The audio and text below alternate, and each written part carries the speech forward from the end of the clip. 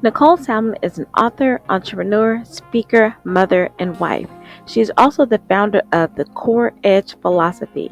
She is on a serious mission to amplify the gospel's relevance, empower individuals to live and lead authentically, and to equip leaders to develop purpose led and spirit filled lives. Nicole is also a master strategist and affectionately known as the Purpose Coach for her work helping women across the world to gain in depth insight into who they are so they can live their lives with clarity, consistency, and confidence.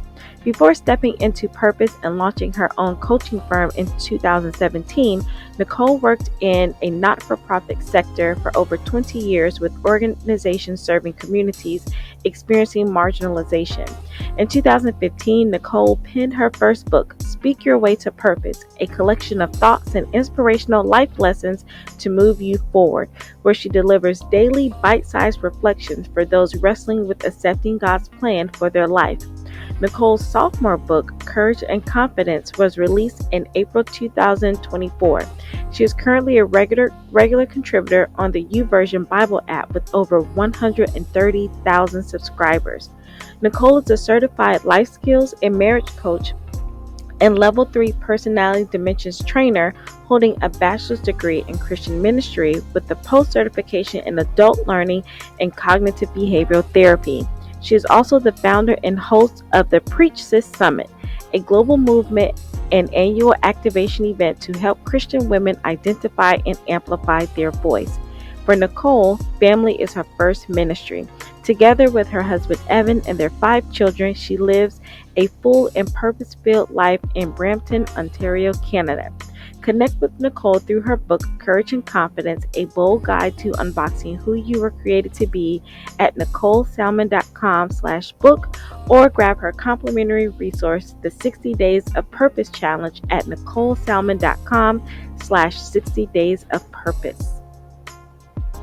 Hi, everyone. Thank you so much for joining me. I am here with Miss Nicole, and we are ready to dive right on in where we're talking about from resume to reinvention to remarkable. So you already heard some exciting things about Nicole and what she's up to. So we're going to get right in. So Nicole, I want you to tell me a time in your life where you knew you were meant to pivot or shift and you were meant for more. But could you define kind of your thought process leading up to that? And you get to define what meant for more means to you. Yeah, absolutely. And so I think for me, when I hear that phrase of meant for more, to me, what it's articulating are kind of those pivotal, or like I refer to them as even like breadcrumb moments that life leaves us indicators or insights or an invitation that brings us into a closer alignment of our God design and who we are at our core. And so I think more doesn't necessarily denote that what are currently doing doesn't have true value or significance. I just think it's those point of intervention or insight that kind of lets us know, okay, this feels really in alignment or in sync with who I am at my core. And so given that definition for me, interestingly, and I'm sure psychotherapy would back this, but a lot of the really pivotal moments are ironically childhood for me. A lot of them, as you were reflecting on that. So some quick, kind of funny anecdotes around that. Like I think as far back as elementary school for me, like some of the iconic moments, elementary school. Probably about grade 4, I'm on the playground, it's recess. And so for me, the average kid is kind of chasing each other around and playing tag. What's Nicole doing at recess? Nicole is in the AM recess holding a Bible study for believers, right? Because I felt like, believing children in grade 4 needed a private, safe space to discuss the Bible and Christianity. PM recess was an open Bible study for those who were non-believing but had questions and wanted answers. I don't know what answers I thought I had for them at grade 4, but clearly I did. And then lunchtime, I would eat my lunch as quickly as I could. Yes, I had a full schedule. Lunchtime, I would eat my lunch as quickly as I could, and I would speed out to the playground. I would stand up on the picnic bench and I would teach or preach my version of what I heard in church on Sunday.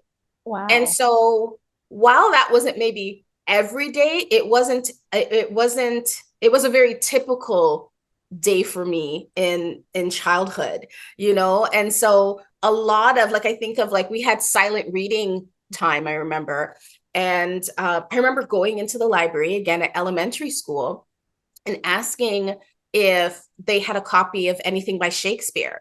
I think from maybe watching A Different World or the Cosbys, I had heard Shakespeare. Yeah. And I'm like, I want to get ahead of the reading curriculum. I don't know at what age and stage you start reading Shakespeare, but grade 4 or 5, like that's what where I wanted to be. Like, you know, the teacher gave out a creative writing project, write a short story, you know, everyone comes in with their little handwritten, no, I wrote this elaborate short novel, you know, about this princess, and I created a like almost a full-size scale castle where you opened the castle doors and then there was the story. And so that's my roundabout way of saying childhood. Not only am I able to indicate it as an adult looking back, but even as a child, those moments as I kind of saw what the average person did around me and how I approached life, and the excellence I brought to things, even as a child, I, like many of the adults around me, knew that there was something there worth paying attention to. Well, I love all of that put together. And as you were talking, my mind did a shift because I want to highlight something that you said. So looking at everything from your childhood, and I'm wondering, what do you think happens when you laid out this amazing plan? You were already structured, organized, and you had a following. What happens between seeing that is kind of like, our unlearned brilliance or what we're born with, and what do you think happens when we shift into going towards like a resume, a career, or a job path that could be totally different from what you experienced in childhood? Absolutely. So I think, you know, we're all familiar with the term transferable skills. Mm-hmm. And I think in order to identify something as being transferable, you have to have a deep understanding and awareness about yourself. Like self exploration and understanding is critical. So I'll give you an example around that transition. Fast forwarding into adulthood, I worked in the non-for-profit sector for over 2 decades, and the organization that I was with for the longest, a position had come up, and one of my colleagues asked if I was going to apply. And I was like, yeah, you know, I think I'm going to. And her response was, well, of course you are. You change positions every year. And I was like, do I? She had made an observation about me that I hadn't made about myself.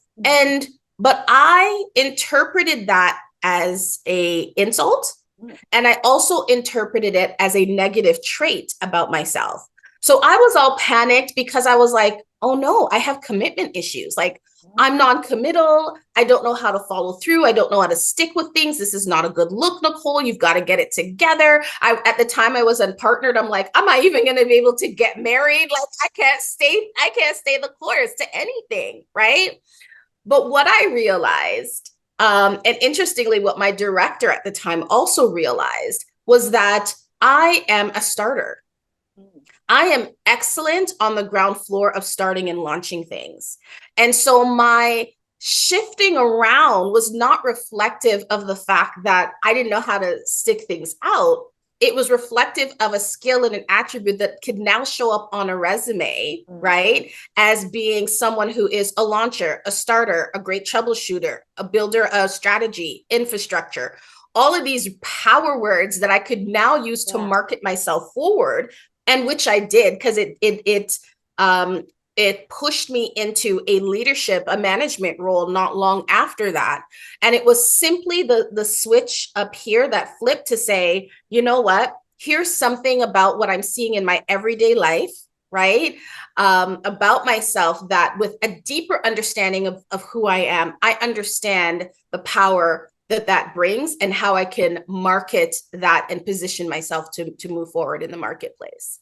That's amazing. And I want to pause right here so we can drill down on that a little bit more because we are talking about helping you shift from an employee mindset to an entrepreneurial way of thinking. But that happens even before you shift out of your career if you are already in a career and you're thinking about jumping ship. So, what you just described was, you know what? I looked at this before I even thought about starting my own business. It was while I was in my career. So we're going to back up a little bit, and so you can drill down on that thought process. You went right through it, rapid fire about those power words. So can Yeah. you drill down a little bit more about what you saw from yourself, kind of what you were thinking that allowed you to make that needle point move to use to transfer those skills and to go into management or leadership positions? Yeah. So, and I would say the jump wasn't from that frontline role Okay. into traditional entrepreneurship. It Mm-hmm. went from moving frontline into management. But not only did it help me, was I able to identify these characteristics or traits that I was seeing as being leadership traits, as being you know strong executive administration skills. But I was also able to identify, I was starting to niche. Mm-hmm. I was starting to niche down around where I was also most effective. And so while this kind of like aha process was taking place, and feel free, if I'm not answering your question, feel free to redirect me at any point. Okay. While I was having this kind of aha moment, there was a management position that came up that management eagerly wanted, because they really wanted me on the management team. They're like, great, a door opened, but it wasn't my door. Okay. And I think that, when we talk about, that mindset shift that takes place, it's not a shift to just how can I step into management, leadership, entrepreneurship, or jump ship, like you said. It's also about slowing down, right? Slowing down in your thought process to ask yourself and your environment the right questions to know what space is for you. Because it's one thing, like, talking about having that kind of natural strategic, right, lens. And you saw it from my childhood story, right? Like I'm breaking up my AM, my PM, like it was happening quite early, right? And so I think that those skills, while they are useful, one would say anywhere, I'm not called to just anywhere. And so I think the mindset shift is not just, what skills are needed for me to be profitable, but what skills are needed for me to be purposeful. Because in understanding how to be purposeful, I am now strategically aligned to be profitable. Oh, that's amazing. Yes, you did answer the question. I was listening. You did answer the question because I wanted our audience to hear that you're not just looking just for a role or for your next step. You have to sit down and self-reflect and really think. The whole thing is about thinking and not always going. So I appreciate you letting us get a peek inside of your brain and your thought process and how you connect that to your childhood. And so, yes, we did say that you did not just jump straight into entrepreneurship, but I'm wondering for people who are watching, who are kind of like on the fence, what do you think keeps them from, okay, I see all of this, I'm noticing some things, but I'm not quite making that jump, even if it's another position, a higher level position, and then they wonder, why don't I want to start a business, but I can't even jump there. So what do you think happens in their minds, keeping them from shifting or taking the leap? Oh, wow. I think a number of things are happening. And I see this a lot now that I'm occupying the seat of a coach and with the clients that I serve. It's 99.9% mindset, 100% of the time. And usually what's happening is part of the the framework that I kind of coach from is, and you'll probably hear this, you're probably already hearing this a lot in our dialogue, is on temperament theory, right? Like on personality styles, understanding, you know, how you are uniquely wired. And so in most temperament, you know, whether it's Myers-Briggs or Enneagrams are really popular right now, they typically group personality and temperament styles into four areas. And so personality dimensions is the one that I use. And based on the four personality styles, there are usually four, I would say, mindset blockers that are uniquely tied to our personality. And so I think what's happening is it's almost like we are becoming a tragic hero.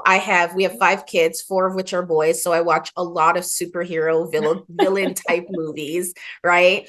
And we become both the hero and the villain in our own life story. And so for example, you know, one of the temperament styles is, you know, someone who is analytical. And so they're known as the inquiring greens because of their natural inquisitive minds. And so we see that inquisitiveness and the ability to think things through strategically as being the hero in your story, right? But the villain side of that same attribute is, if that is your strongest personality set, you're most likely, your mindset block is usually most often, if you pay attention to the conversations you're having with yourself, it probably sounds something like, I don't know enough yet. I need to study some more. I need to take a course, right? Yeah. If your dominant temperament style is perhaps another one that is used is the organized goals. And so while organization and the ability to, you know, put things in order makes them a hero, they become a villain because their mindset blocker is, you know, I'm not prepared enough. I don't know what the next step is. And so, you know, to circle back to the question you asked around what am I seeing? I'm seeing us be both hero and villain. And I think, again, in understanding our temperament and our natural wiring, it helps us to identify what our common mindset block is, and then understand and acquire the tools to address it head on. I don't think I've heard it quite like that. And I like that. As I'm sitting here listening, I'm like, okay, I have been a hero and a villain to myself. So I appreciate that. I love when we can put labels on things. I know for me it helps once I can identify a problem or an issue, then I know how to attack it and solve it. So I thank you for clarifying that, in case people are saying, well, what is happening with me? Now you have something that you can identify. And I know that you are a coach and you like to focus on purpose. I'm just going to shift just a little bit. How would you help? Like, one thing that you would help someone if they come to you and say, you know what, I read some of your things, or I took an assessment, I'm an analyzer.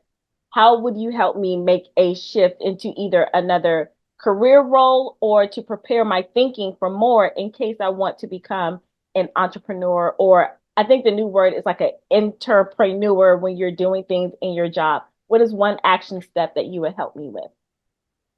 I think I would drill down to what parts of, for example, you know, around that analytical ability, what part of that energizes you and what part of that depletes you. I think when you're thinking about planning and strategizing next steps and moving forward, or if to move forward, again, insight is critical and key, right? So I think I would really take my client down the journey of understanding what within, again, we know that within every role, there's things that we love and there's things that we don't. And the challenge with labels, right, is that I may wear the label of analyzer, so do you, but we show up differently. Right. And so, you know, let's kind of dig in, let's dive in and understand where we diverge, and understand around what about that skill set energizes me, what depletes me, where am I still feeling vulnerable. And I think regardless of what the label is, Another big piece to it, I feel, is around addressing the procrastination, if you will, is helping my clients to understand that their block or seeming inability to move forward, or in the planning of moving forward, isn't so much an issue of motivation, or, you know, the ability to manage their skill set or their career or their time. A large percentage of the time, what they're dealing with is a emotional management issue. And so where there are very tense feelings about, or indecision, especially where, you know, you're like, typically I'm a very decisive person. I know what I want. I'm a go-getter. Why can't I just, right, zero in on this area? The block is often emotionally related. And so it's drilling down to understanding what is the emotional block, what's at the root of these strong feelings that I'm facing. And if I can address the feeling and the story, the origin story of that feeling, then it can free me up and give me the emotional capacity to begin to explore moving forward.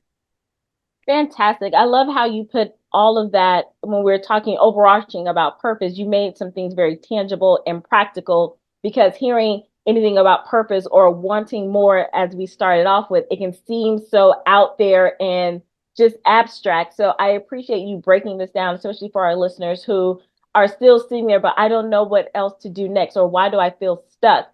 They can actually see some steps and make some progress and do some self-reflection, and then hopefully they will reach out to you for those next steps. So I appreciate you breaking that down and making something that sounds so abstract more tangible. One thing that, and we're going to wrap up soon, one thing, well, two more things, but one thing I want you to talk, and then we discussed this before we started this interview in one of our pre-conversations. You said something about it is okay if a career professional went into entrepreneurship, and then if they have to come back into a career space. And I think you mentioned it was for fuel. I'm trying to remember. Yeah. Could you talk more about that, because I don't hear people talk about that often. Absolutely. And people don't, and here's why. Because it's viewed as failing. And, you know, you're supposed to announce that you've made this big leap, and you've, you know, told your employer where to go, and you're now your own boss, and, you know, you're making your own hours, and, you know, doing work from the beach somewhere and living this ideal life. And so the idea of re-entering a traditional 9 to 5 is viewed as failure. And I think that, you know, in this conversation of redefining, I think that is something worth redefining, because any decision that you have to make for yourself that's going to help you move forward is not failure, it's fuel. And so many entrepreneurs, I can tell you personally, many entrepreneurs have gone back to the dual role of a 9 to 5, and now are doing a side hustle. Many have put their businesses on pause to go back to a 9 to 5, because entrepreneurship is hard. You are your funder, you are your financer, you are your sponsor, you're all the things. And so sometimes once you've kind of gotten your feet wet and you've kind of built this thing out, you need the resources to move to the next level. And sometimes funding and fueling the work and the business that you've built may mean going back to a traditional 9 to 5 for a season, so that you can build up the finances and the capital. It may mean going back so that you can refocus. It may mean going back so you can sharpen skills. It may mean going back to stay current and to sharpen, sharpen skill sets and make new and deeper connections. But whatever the decision is, it's not failure, it's fuel. And I think we really need to rethink that. And we need to take the stigma off that says that working in a 9 to 5 is failing, and working for yourself is the new success. Success is whatever is bringing you into greater alignment with yourself and with the legacy that you want to build and leave for your future.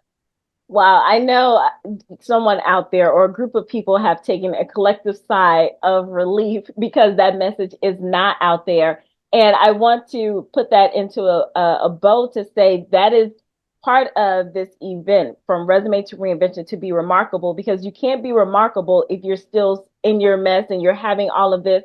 Because if you're not together, then how are you going to impact other people? That's what remarkable really is about. So we need you to be your best self so you can go out and share your gifts and talents with the world. And if it requires you to take a step back, that is totally okay. So I am so grateful that you shared that with our audience. And so, one last thing, because I appreciate your time and what you're doing in the world.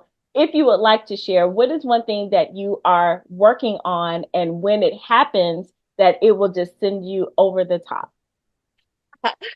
Wow. So I actually I haven't shared this because it's still very much it's still in its very infancy stages. But as you know, I recently published a book. And so out of that work, I am working on a guided journal. And so this is not just like, a cute stationary product to be picked up at Barnes and Nobles or Indigo or somewhere. But it's a really intentional guide that is for very much, I believe, the audience that is watching here today, who is, high performing, um, desires to grow and understand and desires mentorship, coaching, discipleship, all of those things, but may not be connected to a source where they can get it.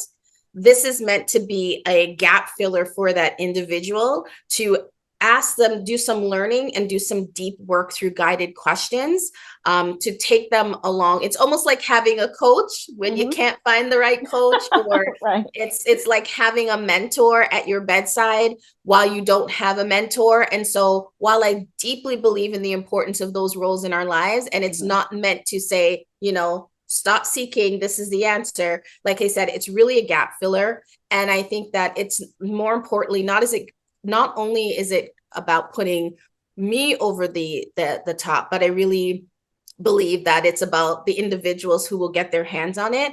It's about putting them over the top, because again, the more that we understand about ourselves is really going to impact how powerfully and remarkably we get to show up in the world. So this is a real true reintervention and remarkable tool that I can't wait to get into the hands of individuals. Wow. Well, I thank you so much, Nicole. And I am going to look forward to that project and make sure that we stay connected so that our audience can get it. I know that your book is available, and then when you have that available, they can have that available for them as well. So I thank you so much for your time. Thank you, everyone, for listening and learning with us, especially me, because I always take away amazing nuggets. And thank you so much for your time, Nicole. And we will see you all on the next one. Take care. Bye.